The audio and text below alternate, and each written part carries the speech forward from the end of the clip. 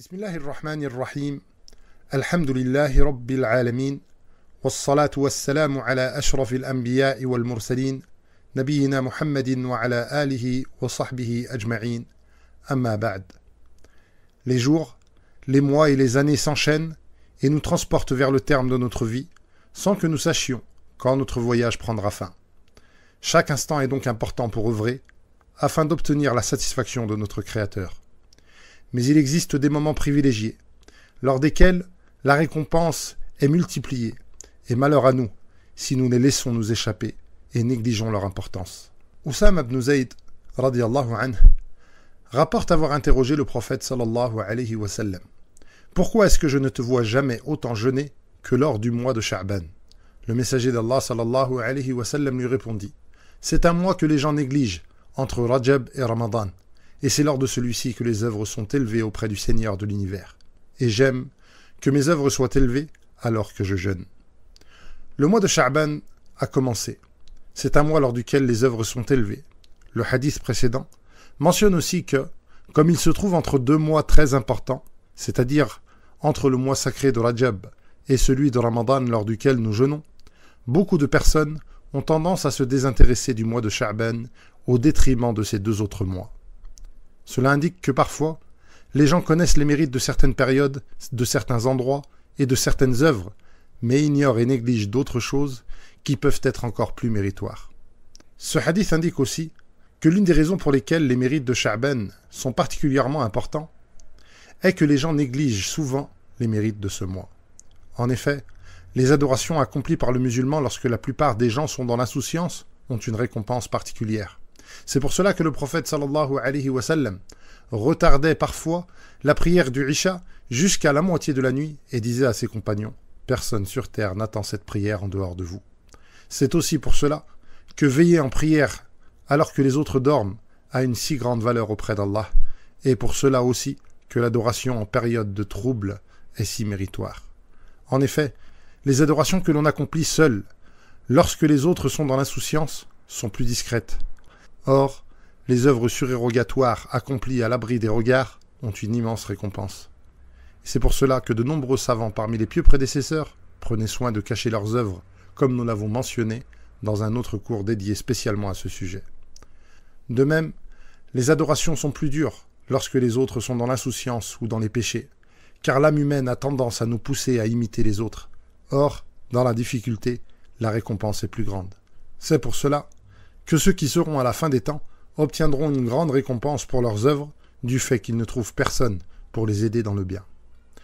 Parmi les autres raisons pour lesquelles ce mois est aussi méritoire, il y a le fait que ce mois a vocation de nous préparer pour accueillir le mois de Ramadan.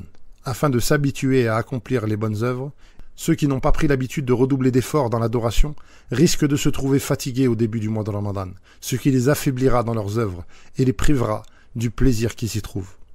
C'est pour cela qu'il est légiféré de pratiquer pendant le mois de Sha'ban les œuvres qui sont légiférées pendant le mois de Ramadan, comme la lecture du Coran. Certains de nos pieux prédécesseurs nommaient d'ailleurs le mois de Sha'ban le mois des lecteurs, car les gens s'affairaient à lire le Coran et à le réviser afin de se préparer au mois de Ramadan et à la prière du Tarawih. C'est pour cela aussi que le jeûne fait partie des bonnes œuvres à accomplir pendant le mois de Sha'ban. En effet, le prophète sallallahu alayhi wa sallam jeûnait longuement pendant ce mois. L'imam al-Bukhari et l'imam Muslim rapportent que Aïcha, radiyallahu anha, a dit: je n'ai jamais vu le messager d'Allah sallallahu alayhi wa sallam jeûner un mois entier en dehors du mois de Ramadan. Et je ne l'ai jamais vu plus jeûner que pendant le mois de Sha'ban. Dans une autre version, rapportée par l'imam al-Bukhari et l'imam Muslim, Aïcha radiyallahu anha dit: je n'ai jamais vu le prophète sallallahu alayhi wa sallam jeûner plus que lors du mois de Sha'ban. Il le jeûnait entièrement. C'est-à-dire presque entièrement, comme l'expliquent Ibn Mubarak et Ibn Hajar et d'autres savants, car dans une autre version rapportée par l'imam Muslim, il est dit que le prophète sallallahu alayhi wa sallam jeûnait le mois de Sha'ban à l'exception de quelques jours. Le jeûne pendant le mois de Sha'ban est donc particulièrement méritoire puisque le messager d'Allah sallallahu alayhi wa sallam le jeûnait presque entièrement. Certains savants, comme Ibn Rajab, considèrent même que le jeûne du mois de Sha'ban est meilleur que le jeûne surérogatoire lors des autres mois. En effet, le mois de Sha'ban et celui de Shawwal, qui sont respectivement avant et après le jeûne obligatoire du mois de Ramadan, sont comparables aux prières que l'on appelle rawatib. Ce sont celles que l'on accomplit avant et après certaines prières obligatoires et qui sont meilleures que le reste des prières surérogatoires.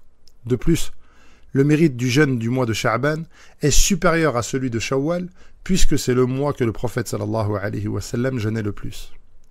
Quant au hadith, dans lequel le prophète sallallahu alayhi wa sallam dit que le meilleur jeûne après celui de Ramadan est celui du mois de Muharram, il doit être compris dans le sens où il est le meilleur jeûne surérogatoire qui n'est pas lié à une obligation. Le jeûne surérogatoire de Sha'ban et celui de Shawwal resteront donc plus méritoires encore que celui de Muharram, car ils sont liés au jeûne obligatoire de Ramadan. Cependant, il existe aussi un autre hadith, duquel on peut comprendre qu'il n'est pas bon de jeûner une certaine partie du mois.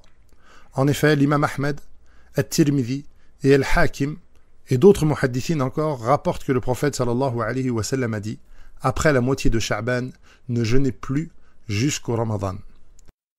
Mais il faut savoir que les savants divergent concernant l'authenticité de ce hadith. Et les plus grands muhaddithines, comme l'imam Ahmed, Abdurrahman ibn Mahdi, Abu Zur'a ou encore Al-Athram, considèrent qu'il est faible.